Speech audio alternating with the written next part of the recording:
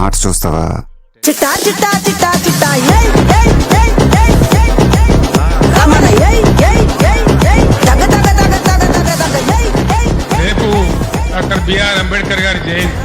అంబేద్కర్ గారి పుణ్యమానే రాజ్యాంగంలో వారు ఆర్టికల్ 3 పొందుపరిచినారు కాబట్టి వారి స్ఫూర్తితోనే మనం తెలంగాణ రాష్ట్రాన్ని సాధించుకున్నాం.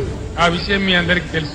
15 సంవత్సరాల సుదీర్ఘ పోరాటం తర్వాత అనేక త్యాగాలు, లాఠీ దెబ్బలు, కేసులు, జైళ్లు వగైరా వగైరాల తర్వాత మనం తెలంగాణ సాధించుకున్నాం. ఈ సందర్భంగా మనందరి పక్షాన, యావన్ తెలంగాణ సమాజం పక్షాన నేను మీరు అనొచ్చున్నాను కంచాయలే నీకేమైనా పిచ్చి పెట్టిందా? దేవుడు మనిషికి ఎట్లా వస్తాడా? దేవుడు అంబేద్కర్ రూపంలో మనిషిగా వచ్చాడు.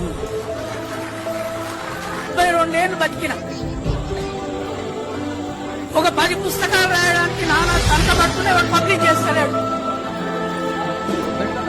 పేపర్లలో వ్యాసాలు రాయడానికి జీవితాంతం తంటపడుతున్నాడు.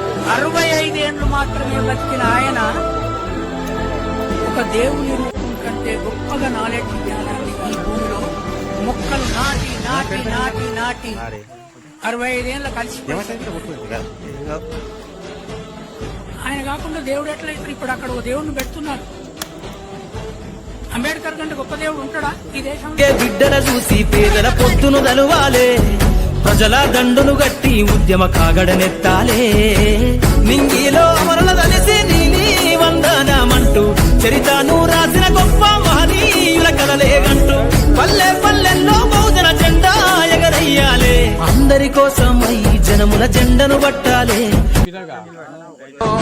ఒక వాడకి పరిమితమా అంబేద్కరుడు, ప్రతి వాడికి హక్కులను పంచిన వాడు.